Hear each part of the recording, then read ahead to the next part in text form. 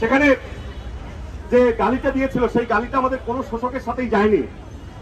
সেই গালিটা এই শোষকের সাথে প্রথম মিলে গেল বলে মনে হয়। আমি করছি যার যেখানে জায়গা।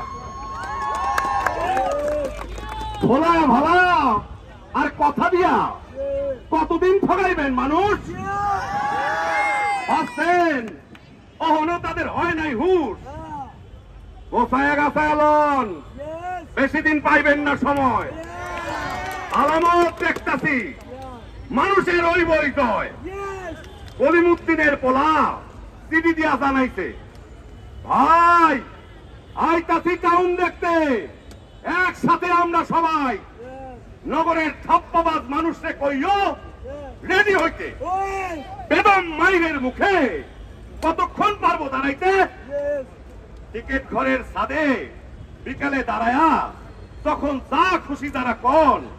কোনদিন খোঁজ লইছেন গ্রামের লোকের সোজা মন কি কি চায়, কতখানি চায়, কয় বেলা খায় আর কয় বেলা না খায় ঘুমায়? রাইট হইলে অমুক ভবনে বেশ আনাগোনা, খুব কানাকানি। আমিও গ্রামের পোলা, চুপটা রানী গাইল দিতে জানি। আমি বিরোধীতে সশস্ত্র বাহিনীর উদ্দেশ্যে রুদ্র মোহাম্মদ শহীদুল্লাহর সশস্ত্র বাহিনীর প্রতি কবিতাটি করব।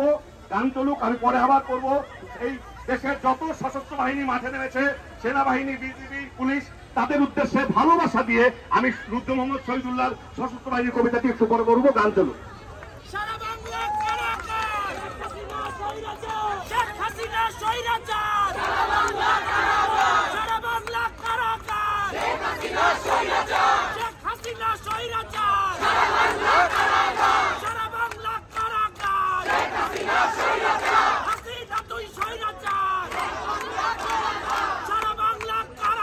Hello!